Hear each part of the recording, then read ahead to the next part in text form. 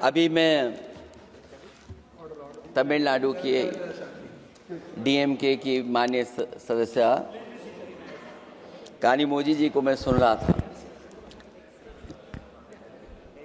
और उन्होंने मैं उनको धन्यवाद देता हूं कि कई महत्वपूर्ण बातें उन्होंने रखी और अभी भी उनको अपनी अच्छी बातों के लिए बधाई मिल रही है। हमें खुशी है इस बात की कि विपक्ष में जो लोग हैं उनको बधाई मिल रही है, लेकिन सत्ता पक्ष के लोग जब बोल के जा रहे हैं तो उनके सदस्य भी उन्हें बधाई नहीं दे रहा कोई। अध्यक्ष महोदय, मैं धन्यवाद देता हूं आपका भी, और क्योंकि मैं उनकी बात सुन रहा था, उनकी बात सुनने से मुझे कुछ याद आया। मैं ये कहना चाहता हूं 2 लाइनों में कि मैं दुनिया को मनाने में लगा हूं। अध्यक्ष महोदय, मैं भारतीय जनता पार्टी के लिए बता रहा हूं ये लाइनें कि मैं दुनिया को मनाने में लगा हूं, मेरा घर मुझसे रूठा जा रहा है। मैं दुनिया को बनाने में लगा हूं, मेरा घर मुझसे रूठा जा रहा है। अध्यक्ष महोदय,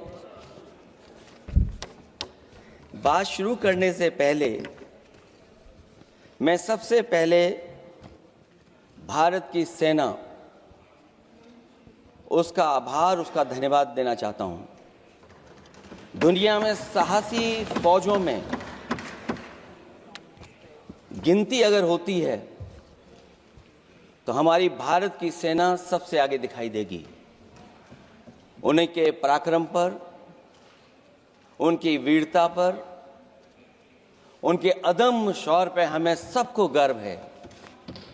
कोई ऐसा भारतीय नहीं होगा जिसको गर्व न हो। हमें अपनी फौज पर गर्व है और हमें इस बात के लिए भी गर्व है कि जब सेना ने अपना ऑपरेशन शुरू किया तो पाकिस्तान के जितने भी टेररिस्ट कैंप थे उन पर अटैक किया गया।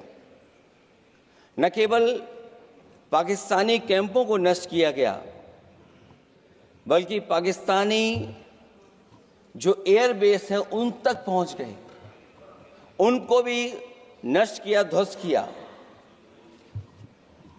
और जब हमारी फौज पाकिस्तान को हमेशा हमेशा के लिए एक पाठ पढ़ा सकती थी, एक ऐसा संदेश जाता कि भविष्य में पाकिस्तान कभी ये हिम्मत नहीं जुटा पाता। और ऐसा भी लगा हम लोगों को, क्योंकि अध्यक्ष महोदय, जब हम बड़े बड़े राष्ट्रीय चैनलों को देखते हैं तो उन चैनलों से ये लग रहा था कि कराची हमारा हो गया है, लाहौर हमारा हो गया है। किसी चैनल ने किसी को ये भी बताया कि हमने उनको पकड़ भी लिया है। जो कमेंट्री, जो विजुअल्स थे, वो ऐसा लग रहा था कि अध्यक्ष महोदय अब पीओके हमारा हो जाएगा। हालांकि सरकार के इंजनों को मैं टकराता हुआ देखता हूं। हो सकता है ये मेरा भ्रम हो, लेकिन पीओके के मामले में सभी इंजन हमें एक दिखाई देते हैं। और जहां पीओके पे पहुंचने तक की बात थी, कुछ लोग तो पीओके पर ये कह रहे थे कि हमारा कब्जा हो जाएगा, 6 महीने का केवल हमें मौका मिल जाए। ये अफसर सरकार आखिरकार पीछे कैसे हट गई और क्या कारण था कि सरकार को सीज फायर का ऐलान करना पड़ा? अध्यक्ष महोदय, हमें उम्मीद थी कि सरकार सीज फायर करेगी, सरकार ऐलान करेगी, लेकिन इनकी मित्रता बहुत है, बहुत गहरी मित्रता है। और उसका परिणाम यह है कि इन्होंने अपने मित्र से ही कहा कि आप ही सीज फायर अनाउंस कर दीजिए, हमारी कोई जरूरत नहीं है, हम सीज फायर आपसे ही स्वीकार कर लेंगे। आखिरकार किस दबाव में ये सरकार स्वीकार कर रही है? वैसे तो अध्यक्ष महोदय, आज जिस विषय पर बोलने के लिए मैं खड़ा हुआ हूं, दरअसल वो विषय होना ही नहीं चाहिए था। ये दुर्भाग्यपूर्ण है कि आजादी के इतने साल बाद भी ऐसे मुद्दे बने हुए हैं। ये बात अध्यक्ष महोदय पक्ष विपक्ष की नहीं है, देश की सुरक्षा की है, जनता के जीवन और रक्षा की है। हम सब मिलकर के कोई ऐसी नीति रणनीति बनाते क्यों नहीं है जिससे सीमाएं हमेशा हमेशा शांत रहें। लेकिन पहलगांव की घटना ने साबित कर दिया है कि लापरवाही देशवासियों की जान ले सकती है। और अभी जब मैं सुन रहा था और बहुत ही उत्तेजित भाषा में जब जवाब मिल रहा था, उत्तेजित भाषा इसीलिए बोल रहे हैं कि जनता सम्मोहित हो जाए, जनता स्वीकार करने लगे। लेकिन सच्चाई ये नहीं है। आप कितना भी उत्तेजित बोलें, देश की जनता समझ रही है। ये सही है कि जनता के इमोशंस का लाभ आप उठा रहे हैं शासन करने के लिए। जनता का इमोशन का लाभ उठाती है सरकार। मुझे याद है कि जिस दिन पहलगाम हमला हुआ, उस दिन वहां का हर पर्यटक पूछ रहा था, जो पर्यटक पूछ रहे थे कि खतरों के बीच मेरी रक्षा करने वाला कोई वहां क्यों नहीं था। आखिरकार ये सबके मन में सवाल यही है कि जिस समय घटना हुई, आखिरकार उन्हें बचाने वाला कोई क्यों नहीं था। और जो सरकार ये दावा करती है, 370 के बाद ये कहा सरकार ने कि भविष्य में कोई आतंकवादी घटना नहीं होगी, वहां टूरिज्म बढ़ेगा। जितने लोग वहां गए वो सरकार के भरोसे पे गए थे, वो सरकार के आश्वासन पे गए थे। और आखिरकार सिक्योरिटी लैब्स की जिम्मेदारी कौन लेगा? अध्यक्ष महोदय, सबसे बड़ा सवाल यही है कि सिक्योरिटी लैब्स का रिस्पॉन्सिबल कौन होगा, वो जिम्मेदारी कौन लेगा? और ये जो पहलगांव की घटना हमारे इंटेलिजेंस फेलियर की वजह से है। उन्हें मैदान को खुला छोड़ दिया। वो सरकार जानती होगी कि कितना समय लगा होगा फोर्सेस को आने में। आखिरकार वो जिम्मेदारी किसकी है? और फिर सरकार को ये जरूर बताना चाहिए कि सरकार क्या क्या कदम उठा रही है कि भविष्य में ऐसी घटना ना हो। क्योंकि पहलगांव से पहले पुलवामा भी हुई, और पुलवामा में भी यही बात रखी गई थी कि इंटेलिजेंस फेलियर है। उस समय भी किसकी जिम्मेदारी थी इंटेलिजेंस फेलियर की? किसी को नहीं पता। और अगर इंटेलिजेंस फेलियर पहले था तो पहलगांव में भी वही इंटेलिजेंस फेलियर हम लोगों को और पूरी देश की जनता जानती है आखिरकार जिम्मेदारी किसकी बनती है। जो लोग बड़ी बड़ी बातें कर करके चले गए, कम से कम देश के सामने एक सबसे महत्वपूर्ण सवाल, उसका जवाब सरकार की तरफ से आना चाहिए। क्योंकि हमारी सीमा पर जो सुरक्षा है, जो रक्षा करने वाले हमारे सेना के लोग हैं, वो हमारी सीमाएं सुरक्षित रखते हैं। लेकिन हमारे भारत का क्षेत्रफल क्या है? और सरकार को कम से कम ये जानकारी देनी चाहिए सदन को, देश की जनता को, कि जिस समय सरकार में ये भारतीय जनता पार्टी आई है और आज जब हम सदन में चर्चा कर रहे हैं तो हमारे भारत का क्षेत्रफल क्या है? कम से कम क्षेत्रफल पता होना चाहिए, क्योंकि जब हम सवाल पूछते हैं, और जो सवाल पर्यटक पूछ रहे थे कि कुछ ऐसे लोगों को सरकार की ओर से चारों तरफ से चाक चौबंद सुरक्षा घेरा क्यों दिया जाता है, वो जो बाद में ठग साबित होते हैं, जो हमारी रक्षा क्यों नहीं की गई? पहलगाम के दूसरे दिन की जिस तरह की राजनीतिक कार्टून, क्योंकि जिस तरह का लाभ लेना चाहते हैं भारतीय जनता पार्टी के लोग, हम सब ने देखा कि पहलगाम के दूसरे दिन ही जिस तरह का राजनीतिक कार्टून भाजपा के ऑफिशियल हैंडल से पब्लिश किया गया और हमारे द्वारा घोर आपत्ति किए जाने पर हटाया गया, उसने साबित कर दिया कि भाजपा के लोग भी जानते हैं कि दुख की इस घड़ी में उन्होंने देश की भावनाओं के साथ बेहद शर्मनाक खिलवाड़ किया है। भाजपा बताए कि ऐसे संवेदनहीन लोगों के खिलाफ उन्होंने क्या कार्रवाई की है। ये अति गंभीर प्रश्न है कि जिन्होंने अपनों को खोया है, उन पर दबाव डालकर के बयान भले बदलवा दिए जाएं, लेकिन भाजपा याद रखें, बयान बदलवाने से सच नहीं बदल जाता है। पहलगांव के शहीद सैनिक की पत्नी द्वारा देश हित में शांति और सौहार्द की अपील करने पर उनसे जिस तरह का दुर्व्यवहार और उपशब्द कहे गए, उससे हर महिला और सच्चा देश प्रेमी बहुत दुखी है, आहत और शर्मिंदा हुआ है। ये सब जानते हैं कि किन लोगों की हरकत थी। इस संदर्भ में और परिप्रेक्ष्य में हमने महिला आयोग को पुरजोर अपील की थी कि वो नारी की गरिमा के विरुद्ध गलत बयानी करने वालों के खिलाफ केवल शाब्दिक औपचारिकताएं न निभाएं और बल्कि सही से कार्रवाई करें, लेकिन उस पर भी कुछ नहीं किया सरकार ने। पहलगाम की पीड़ित महिलाओं के बारे में कहे गए बयान के लिए निंदनीय शब्द से निंदनीय शब्द तक को आपत्ति होगी।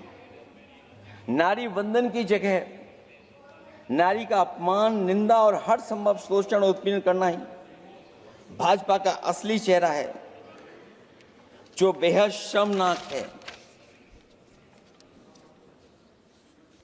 पहलगाम में हुए आतंकवादी हमले के जवाब में एलजी साहब ने कहा कि वो इंटेलिजेंस फेलियर है, लेकिन यह नहीं बताया कि फेलियर क्यों हुआ है। अध्यक्ष महोदय, मैं उम्मीद करता हूं कि सरकार का ये जवाब जरूर आए कि फेलियर क्यों हुआ है। ऑपरेशन सिंदूर के नाम पर जो प्रचार किया गया वो भी निंदनीय है। सच तो यह है कि ऑपरेशन सिंदूर का होना ही सरकार की विफलता का प्रतीक है। इससे बड़ी विफलता सरकार की कोई नहीं हो सकती कि अध्यक्ष महोदय, हम और आप सब मिलकर के बैठ करके सिंदूर ऑपरेशन पर बहस करें, चर्चा करें। ऑपरेशन सिंदूर के दौरान विदेशी लोगों ने दावा किया कि उन्होंने उसे रुकवाया है। ये बात कई बार माननीय सदस्यों की तरफ से आई है कि आखिरकार किसने रुकवाया। हमसे हमारी संप्रभुता खंडित हुई है। संप्रभुता ही स्वतंत्रता की सुनिश्चित करती है। इधर आज़ादी के अमृतकाल का ढिंढोरा पीटा जा रहा है, उधर हमारी इंटीग्रिटी को चुनौती दी जा रही है। देश की विदेश नीति पूरी तरह फेल है। ऑपरेशन सिंदूर और पहलगाम की घटना पर दुनिया के किसी भी देश ने हमारा साथ नहीं दिया। ये हमारी विदेश नीति का संकट काल है। हमारे पड़ोसी देश या तो अतिक्रमण कर रहे हैं या हमारे साथ नहीं खड़े हैं। और अध्यक्ष महोदय, जो हमारे मंत्री जी हैं, जिनका क्षेत्र बिल्कुल सीमा पर है, उनसे बेहतर कोई नहीं जानता होगा कि आखिरकार पड़ोसी देश कितना हमारी सीमाओं पर अतिक्रमण कर रहा है। गंभीर नहीं है। समाजवादियों ने हमेशा देश की सरकारों को चिताया है कि असली चुनौती और प्रतिद्वंद्विता किस देश से है, कौन पूर्वोत्तर की सीमाओं में इंक्रोचमेंट कर रहा है। सरकार को ऐसे मामलों में साहस और समझदारी से काम लेना होगा, सीमाओं से समझौता नहीं करना चाहिए। आज सरहदों के साथ देश के कारोबार को भी चुनौती मिल रही है। सरकार को आगे बढ़कर के उसका समाधान करना है, 2 कदम पीछे करने नहीं है। अध्यक्ष महोदय, जो हम लोगों को सुनने में मिलता है, ये सरकार जवाब दे कि आखिरकार जो पाकिस्तान है उसके पीछे कौन सा देश खड़ा है। आखिरकार हमें चीन से उतना ही खतरा है जितना हमारे देश में आतंकवाद से खतरा है। सरकार की जो नीतियां हैं, सरकार के जो फैसले हैं, वो कहीं ना कहीं ऐसे हैं जो हमारा सीमाओं का अतिक्रमण कर रहा है, उसी की व्यापारिक गतिविधियों में मदद करने का काम करते हैं। सरकार को अपनी आर्थिक नीतियों के लिए गंभीरता से पुनर्विचार करना होगा। हमारा व्यापार कारोबार मजबूत होगा तो कोई हमें चुनौती नहीं दे पाएगा। बात केवल $1 ट्रिलियन की नहीं बल्कि देश की सुरक्षा और आत्मनिर्भरता की होनी चाहिए। एक तरफ स्वदेशी की नीति को इस प्रकार सरकार ने ताक पर फ्री ट्रेड की बात की है, तो दूसरी तरफ मैन्युफैक्चरिंग की जगह देश को ट्रेडर कंट्री बनाकर छोड़ दिया है। यही देश के बेरोजगारी की वजह भी है। ट्रेडर्स की मुनाफाखोरी और चंदा वसूली की वजह से महंगाई बढ़ रही है। आर्थिक मामलों में ये सरकार पूरी तरह फेल हो चुकी है। भ्रष्टाचार के कारण हर जगह सड़कें और पुल ध्वस्त हो रहे हैं, टंकियां गिर रही हैं और करप्शन जगह जगह लीक होकर के टपक रहा है। मैं ये जरूर कहना चाहूंगा इस समय पर कि कुल मिलाकर सरकार को अपनी राजनीतिक, आर्थिक और सामाजिक नीतियों के लिए एफआईआर जरूर करना चाहिए। सरकार को अपनी राजनीतिक, आर्थिक और सामाजिक नीतियों के लिए एफआईआर लाने की जरूरत है। वो हर बार ये कहकर नहीं बच सकती कि चूक हुई है, क्योंकि हर बार सरकार ये कोशिश करती है कि इन घटनाओं से बच जाएं हम, केवल चूक कहकर करके। केवल हमारी सीमाएं जो पाकिस्तान से जुड़ी हैं, वहां तो आतंकवाद का हमेशा खतरा ही रहता है, लेकिन जो दूसरी सीमाएं हमारे देश की जुड़ी हुई हैं, उनसे भी हमारे देश को लगातार खतरा बढ़ता चला रहा है। आज अपनी सीमा की स्थिति गलवान से पहले की स्थिति तक भी नहीं लौटी है। जो पहले स्थिति थी वहां ये सरकार नहीं पहुंच पाई है। वास्तविक में नियंत्रण रेखा के कई क्षेत्रों में महत्वपूर्ण बफर जोन जब भारतीय गश्ती के लिए उपलब्ध नहीं है, तो पूर्वी लद्दाख में अतिरिक्त भारतीय तैनाती जारी है, जिससे सेना को सैनिकों की भारी कमी का सामना करना पड़ रहा है। हमें उम्मीद है कि जब इतने महत्वपूर्ण समय पर बहस हो रही है, तो सरकार अपनी अग्निवीर वाली योजना को वापस लेने का काम करेगी, जिससे कम से कम सेना की कमी, हमें सेना को पूरी की पूरी सेना मिल सके। जनवरी में अपनी वार्षिक प्रेस वार्ता में जब सेना प्रमुख से ये पूछा गया, तो उन्होंने जवाब डालते हुए कहा कि गश्ती से जुड़े फैसले अब स्थानीय कमांडरों पर छोड़ दिए गए हैं। जैसे भारत की सीमाओं की पवित्रता अब राजनीतिक नेतृत्व का नहीं बल्कि स्थानीय सेवा अधिकारियों का मामला रह गया है। इस पे भी सरकार को बहुत गंभीरता से सोचना पड़ेगा कि जहां लगातार हमारी सीमाओं का एनक्रोचमेंट हो रहा है। चीन ने भारतीय वाहन निर्माताओं के लिए आवश्यक दुर्लभ खनिजों की आपूर्ति रोक दी है। सुना है कि बुलेट ट्रेन प्रोजेक्ट के लिए सुरंग खोदने वाली मशीनें, डीएपी जैसे उर्वरक और यहां तक कि कई बड़ी कंपनियों की रणनीति के तहत उनकी सप्लाई रोकने का काम किया है। जहां हम एक तरफ आत्मनिर्भर का नारा दे रहे हैं, वहीं हम किस पर निर्भर होते चले जा रहे हैं, ये भी विचार करने का सवाल है। सुनने में आ रहा है कि कुछ महीनों के बाद सरकार बीजिंग में मंत्री अधिकारी सब मिलकर के कोई बहुत बड़ी मीटिंग होने जा रही है। कहीं ऐसा तो नहीं है जो कूटनीतिक भागदौड़ चल रही है, कहीं कोई हमारी कमजोरी तो नहीं उजागर कर रही है। इसलिए जहां हमें पाकिस्तान से खतरा है, उसकी सीमाओं से हमारा आतंकवाद आ रहा है, वहीं जो उसके पीछे खड़ा हुआ देश चीन, उससे भी हमें सावधान रहना पड़ेगा। और अध्यक्ष महोदय, हम सब समाजवादियों ने कई मौकों पर ये बात रखी और कही कि हमारा खतरा पाकिस्तान से नहीं है, हमारा खतरा है चीन से। न केवल वो हमारी जमीन छीन रहा है समय समय पर, बल्कि हमारे बाजार को भी छीनने का काम कर रहा है। इस सरकार को कहीं न कहीं आतंकवाद को और पाकिस्तान को लगाम लगाने के लिए 10 या 15 साल का ऐसा फैसला लेना चाहिए जिससे कि वहां से हमारा कारोबार कम होता चला जाए। और अगर हमारा देश महोदय कारोबार कम नहीं होगा तो हम अपने देश को आत्मनिर्भर भी नहीं बना पाएंगे। ये जो आत्मनिर्भर का नारा है, कहीं ऐसा तो नहीं है नारा कुछ व्यापारियों को लाभ पहुंचाने के लिए हो रहा हो।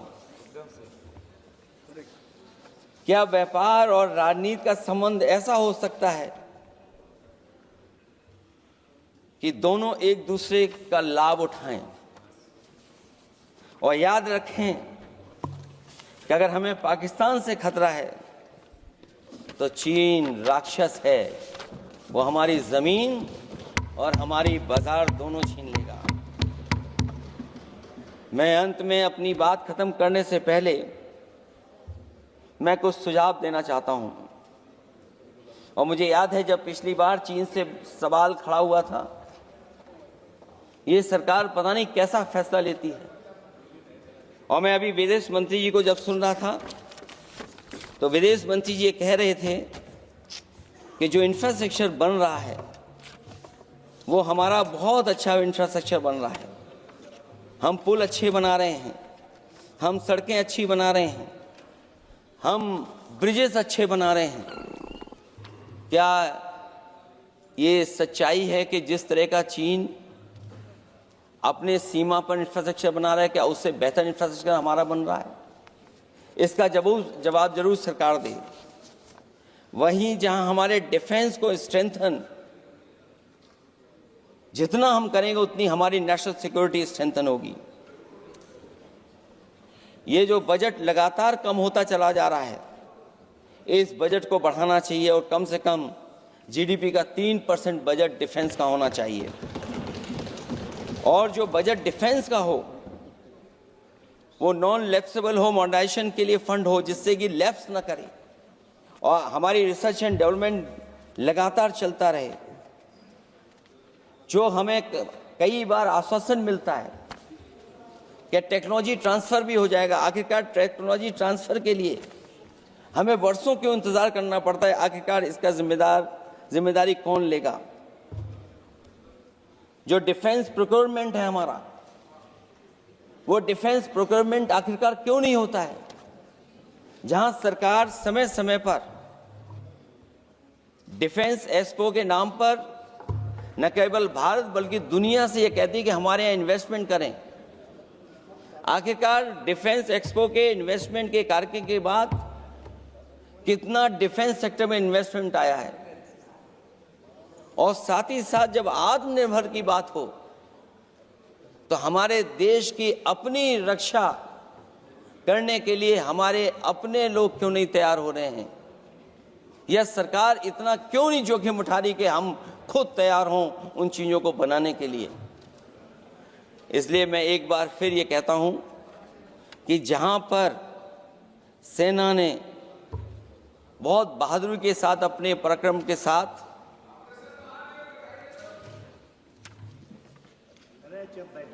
पराक्रम, वीरता और अदम्य शौर्य की जो उन्होंने परिचय दिया, उसके लिए फौज को मैं बधाई देता हूं। लेकिन अभी जब मैं सुन रहा था, ये जो अभी आतंकवादी मारे गए हैं, आतंकवादी मारे जाते हैं, हम सब पक्ष में हैं, लेकिन हर जगह राजनीतिक लाभ आखिरकार कौन उठा रहा है? क्योंकि मैं अपनी बात खत्म कर रहा था, अध्यक्ष महोदय ये पूछ रहे हैं कि आज महादेव ऑपरेशन पे मैं धन्यवाद क्यों नहीं दे रहा हूं। अध्यक्ष महोदय, जिस समय समर्थन की बात आई, पूरे देश के जितने भी राजनीतिक दल हैं वो आपके साथ थे। आखिरकार इनकाउंटर कल ही क्यों हुआ?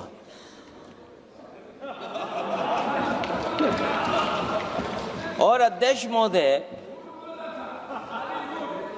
फिर वही बात मैं दोहराऊं जिसकी वजह से पहलगांव हुआ, जिसकी वजह से पुलवामा हुआ। अगर ये इतना ही टेक्नोलॉजी और इन सब चीजों को समझते हैं और जानते हैं, इतना ही टेक्नोलॉजी और इन चीजों को सब समझते हैं, तो आखिरकार अध्यक्ष महोदय, पुलवामा में जो गाड़ी में RDX आया, वो गाड़ी आज तक क्यों नहीं पकड़ी गई? और शायद भारतीय जनता पार्टी के लोग ये जानते होंगे कि बहुत सारे विभाग सरकार के होते हैं, सैटेलाइट इमेजेस देते हैं। अगर आज भी भारतीय जनता पार्टी चाहे तो पुलवामा में जो गाड़ी आई है, सैटेलाइट इमेजेस से वो पता कर सकती है कि वो किस रास्ते से वो गाड़ी आई थी। आप हिम्मत क्यों नहीं जुटा पा रहे हैं उसके लिए? और फिर पहलगांव में किसी भी दल ने आपके साथ किसी तरह की राजनीतिक बातचीत नहीं की, लेकिन राजनीतिक लाभ आपने कांग्रेस पार्टी से भी उठाने की कोशिश की, हमारे से भी उठाने की कोशिश की। अगर डेलीगेशन भेजना ही था आपको, तो पॉलिटिकल पार्टीज तय करती हैं, आप नहीं तय कर सकते। ये राजनीति कौन कर रहा है? और फिर अध्यक्ष महोदय, राजनीति करने वाले वो लोग जो अपने चुनावी भाषण में कह रहे थे कि POK हम 6 महीने में ले लेंगे, हम अक्साई चिन्ह ले लेंगे। इसीलिए मैंने सवाल पूछा अध्यक्ष महोदय सरकार से कि जिस समय सरकार में भारतीय जनता पार्टी आई, उस समय भारत का क्षेत्रफल क्या था और भारत का क्षेत्रफल आज क्या है? क्या 5 फिंगर्स, पेंगोंग लेक, गलवान घाटी, रजांगला, उसका जवाब किसके पास है? सरकार के पास है क्या कि नहीं है? और मैं आज अध्यक्ष महोदय कहता हूं, हम वॉर के खिलाफ हैं, हम वॉर नहीं चाहते हैं, लेकिन सीमा पर शांति रहे, हमारा कोई इंक्रोचमेंट नहीं करे। झगड़ा मैं आज भी कहता हूं, ये लड़ाई आपको, जो लड़ाई हुई है वो पाकिस्तान से आप नहीं लड़े हैं। अध्यक्ष महोदय, आप कितना भी छिपना चाहोगे, छिपाना चाहोगे, कोई भी स्वीकार नहीं करेगा। ये जो लड़ाई लड़ी गई है, ये आपको चीन से लड़नी पड़ी थी। और जो समय आप बताते हैं कि इस समय से इस समय तक हमारी एयरफोर्स और हमारे लोगों ने हमला किया, टेररिस्ट लोगों के तमाम सेंटर्स को खत्म किया है, तो हमारे मन में भी एक इच्छा आती है कि हमारे सबसे बेहतरीन एयरक्राफ्ट जो नींबू और मिर्च लगा करके जिनकी पूजा की गई थी, वो कितने उड़े थे? हम और सवाल नहीं पूछना चाहते हैं हम आपसे, मैं केवल इतना पूछना चाहता हूं कि जिन एयरक्राफ्टों को नींबू और मिर्च लगाकर के पूजा की गई थी, वो एयरक्राफ्ट कितने उड़े थे? हमें अपनी पूरी एयरफोर्स पे गर्व है। इतने बेहतरीन पायलट किसी के पास नहीं है जितने बेहतरीन पायलट हमारे पास हैं। और हम समाजवादी वो लोग हैं जिन्होंने ऐसा इंफ्रास्ट्रक्चर सड़कों का बनाया था कि अगर कभी इमरजेंसी हो तो आपका एयरक्राफ्ट वहां पर उतर जाएगा। और देश में पहली बार सुकोई, मिराज और हरकुलस अगर किसी ने सड़क पर उतारे थे तो वो समाजवादी पार्टी और हम लोगों ने सड़क पर उतारने का काम किया था। सही बात। और दूसरा, देश महोदय, मैं और जानकारी देना चाहता हूं। आपके देश के प्रधानमंत्री जी हमारे देश के नहीं, हमारे भी प्रधानमंत्री हैं, हमारे हैं बात खत्म हो रहा है। अध्यक्ष महोदय, मैं फिर बोलता हूं। अध्यक्ष महोदय, मैं तो आपको बहुत अच्छा मान रहा था कि आप ही मुझे बुलवा के गए थे। मैं फिर बोलता हूं, देखिए प्रधानमंत्री जी की लाइनें हैं ये वाली, मैं दुनिया को मनाने में लगा हूं, मेरा घर मुझसे रूठा जा रहा है। आखिरकार कौन रूठा हुआ है? इस देश में जो हमने देखा इतने दिनों में, प्रधानमंत्री जी डिफेंस मिनिस्टर का भी रोल प्ले कर रहे थे। इसलिए जिस सड़क पर हमारे देश के प्रधानमंत्री जी हरकुलस विमान से उतरे थे, वो हाईवे किसी ने डिजाइन किया था तो समाजवादी लोगों ने डिजाइन किया था। यूपी में तो डिजाइन हो गया एक और, लेकिन देश में क्यों नहीं ऐसी सड़कें बन रही जहां पर इमरजेंसी के समय पर एयरफोर्स इसको इस्तेमाल कर सके?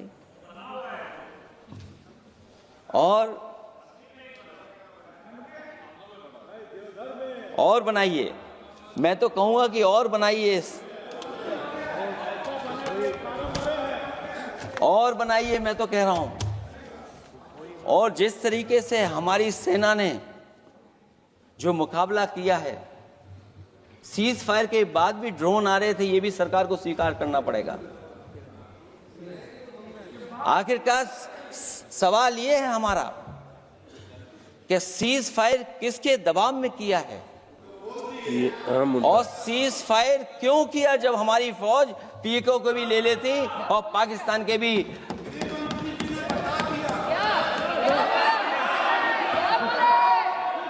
अध्यक्ष महोदय,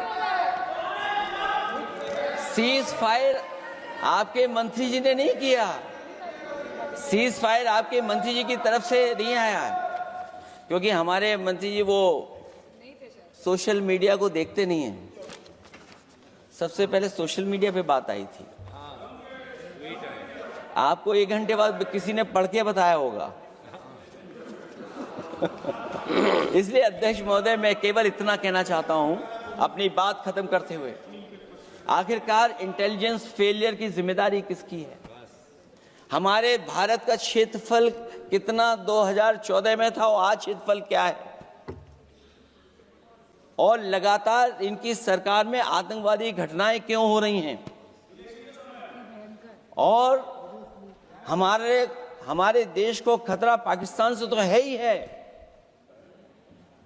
लेकिन उससे ज्यादा खतरा हमारा चीन से है। आखिरकार चीन से मुकाबले के लिए आपकी तैयारी क्या है? मुझे उम्मीद है कि जब सिंदूर ऑपरेशन पर सरकार की तरफ से जवाब आए